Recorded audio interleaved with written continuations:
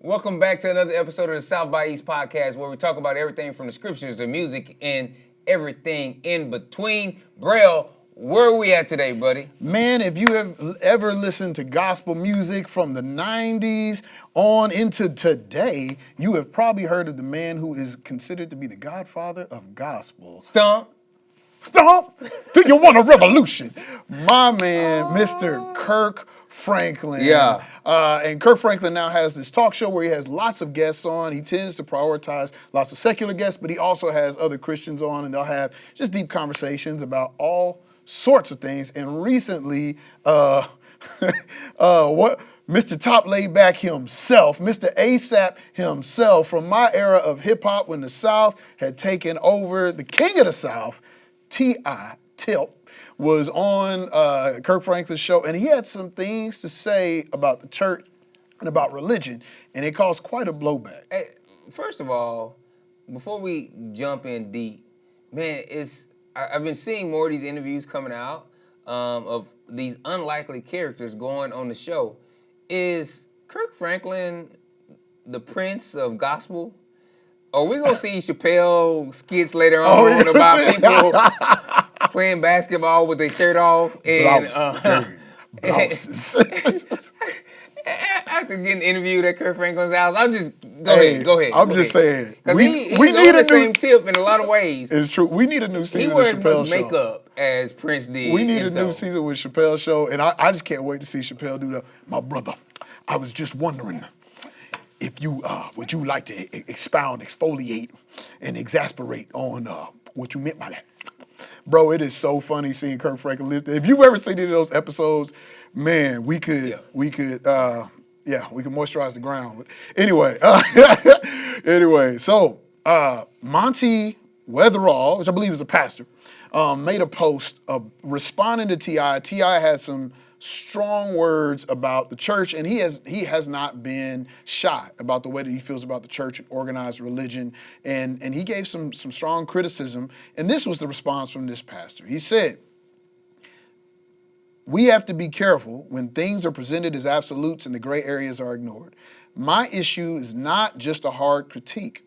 My issue was that T.I. framed his comments as if this is how most churches and church leaders operate. That's wrong and that matters. And for Kirk Franklin to sit there and offer no pushback, no rebuttal, not even a gentle redirect, is what I found deeply problematic. Some of you said that you agree with T.I. If you are not in the church, if you are not invested in the church, if you are not faithful to God's church, then you can agree with T.I. And honestly, I have nothing to say to you other than I pray that one day you'll get connected to the Lord and find a house of worship that is palatable for you. But for those of you who are actively part of a congregation who worship consistently inside a house of God and you still agree with T.I., then we need to slow down and examine what was actually said. One of the main assertions was that the church is a business. He says, let's deal with that. And I'll jump into this and then we can do a little discussion. He says, to address poverty in many communities across America, there are churches that have stepped up and said, we will be the church. And we will tackle this. That requires structure, stewardship, and resources, feeding the hungry, clothing the naked, housing the vulnerable, and employing people fairly does not happen on passion alone. It requires organization, accountability, and strategy. And he goes on to kind of break down the arguments in the same way. We'll link the comment in our show notes so you can check out the whole post. So, a couple things here. One, you don't have to be a part of the church to critique it. Mm-hmm. It's just like, I don't belong to either major political party, and I critique both. Yeah, exactly. And the other part is, when you even if you are part of something famous, African American author James Baldwin said, I love America more than most, and so I reserve the right to critique her harder than most. And so I don't think all the time, all critique. Now, there's some time when it's just unhelpful and different things of that nature. So a part of this, I think, that comes in is a large part of me understands what Kirk is trying to do in this. And it's the same thing that got Lecrae in trouble for a Yes. lot of years. Yeah. But here's the deal: is we should be learning in iterations as we go, and we have to understand as we grow and as we mature that we can listen to people and give them space to share their opinions. And being like Christ doesn't mean we have to affirm all their thoughts. Right. And some of that, and so it's that medium place of being able to listen to someone, allow them to share their perspective, and having enough maturity to know that a perspective doesn't have to be true to say it's not the only perspective. Yes. Because later in subsequent follow-up interviews after the one he shot with Kirk Franklin, T.I. explained a real life experience he had at a certain church. I'm not going to name that church, to point that church out, and everybody was like, "Oh, we totally understand your where you feedback coming now, from. Yeah. because of what you experienced." And we would expect that would be on par from visiting that church. Right. And and that is a perspective, but it's not the only perspective. And so maturity has to get to a point of saying, man, this is one perspective, and we need to be open, and we need to hear that, and we need to know there's more out there. Also, maturity brings us to the point, Brell, of saying, what do I have to address, and what am I not called to address? I'm not a part of every church body in America. So I'm not out here trying to police every church body in America. And you might say, well, but you belong and you have to do this. And I'm like, we don't take that approach with anything else. Yep. Let me go back to political parties, different things of that nature. Businesses, everything else. We don't feel the need to police every single one of them. Right. We have certain accountability and responsibilities to the local body and congregation that we're a part of. Also, let me put this out there.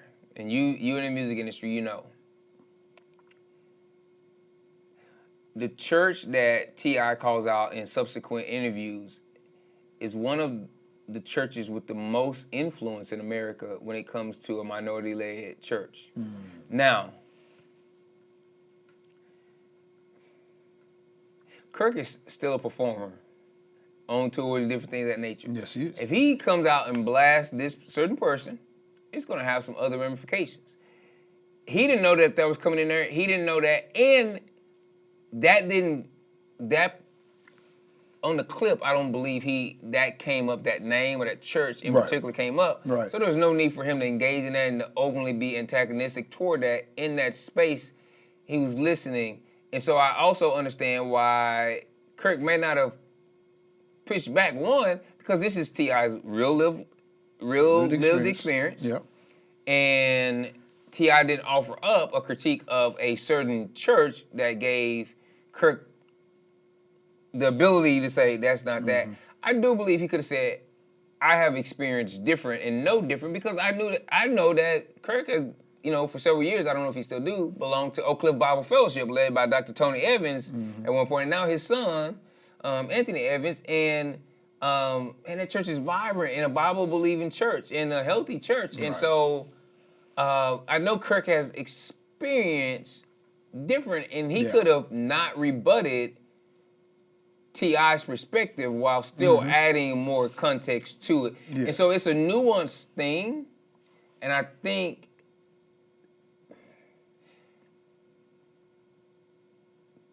Kirk's acceptance in some ways it came across as affirming. Yes. And there's a difference between being accepting and being affirming. And here's the deal. I also know that for some people who believe to either of the poles, you're never going to do it well enough to where you can be accepting and not affirming, because they're always going to want you to make a stronger statement. Right. Or no matter what you say, they always want you to say less on it. So it's really hard to please the masses when you're trying to be nuanced, because they're going to feel like you should have came out stronger either way. Yeah. So. And that last statement you hit on this a couple of times, and as you responded, there is very little room for nuance in clip culture.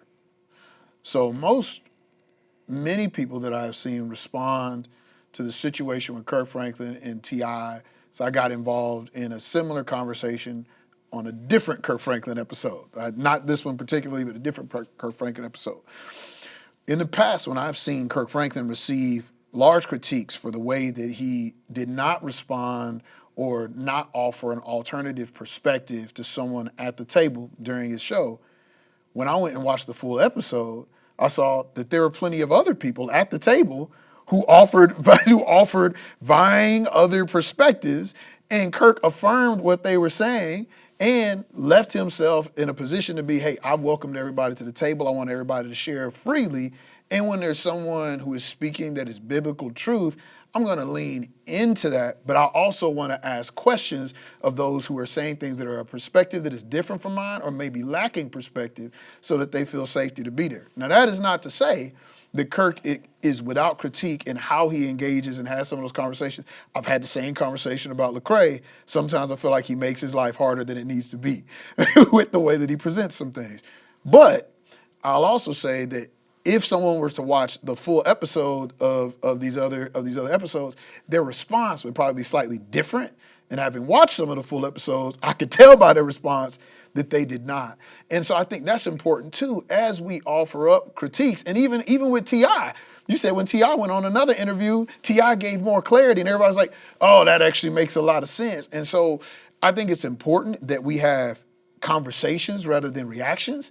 And one thing I like about this post is that he's like, hey, some of you may not actually understand how church work works. We're a church who is a nonprofit, who is connected to another nonprofit that does housing, that does healthcare, helps with prenatal healthcare, does trauma-informed occupational therapy. All of those are businesses, and all of those have to be done with business savvy. Y'all use for-profit techniques and for-profit materials in order to be able to get people into housing, and those are important, and all of those things are important. Being wise with our money, being wise stewards, being wise with how we do business and handle business is a part of being a Christian, not just being a church, but being a Christian. And so I love that he was able to offer that other perspective and that piece of that. And even when you give the full perspective, when you're on the internet operates for a lot of people like a diary.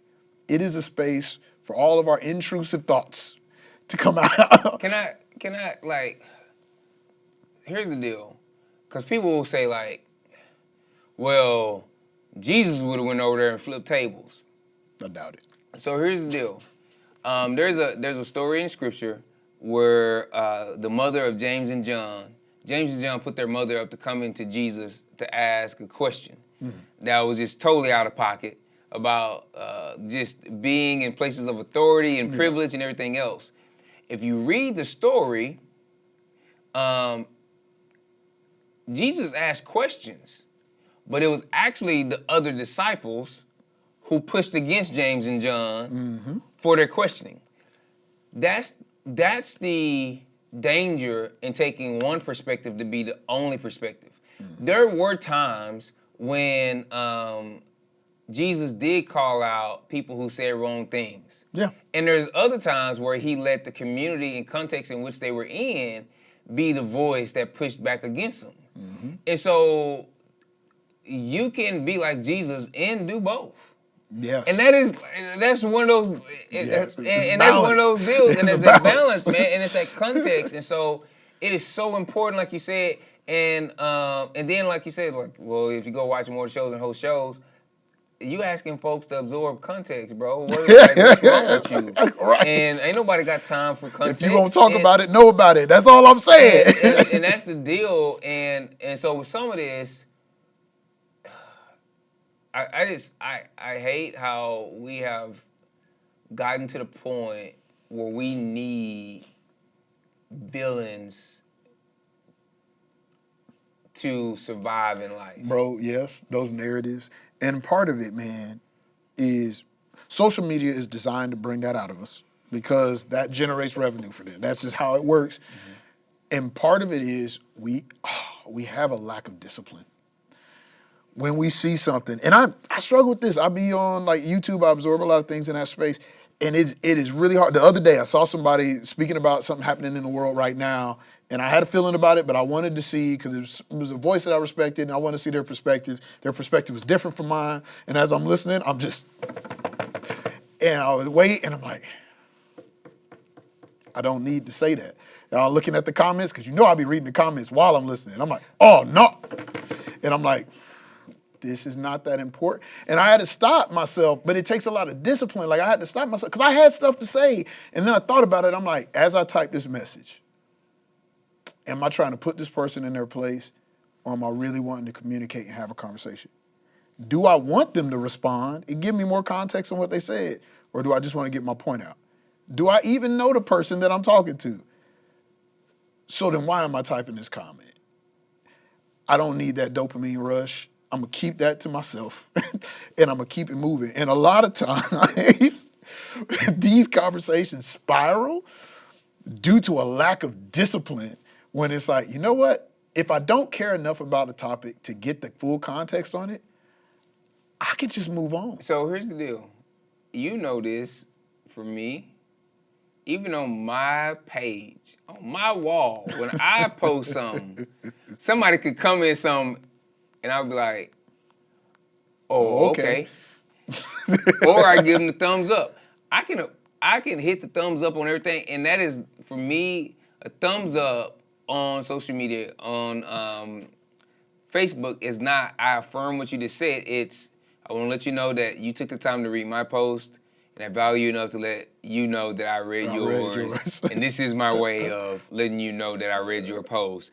It is not an affirmation of everything that's been posted in response to my post.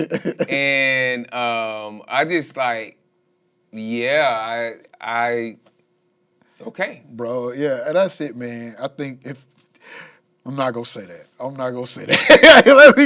let me just say we ain't got to speak on everything. But what about y'all, man?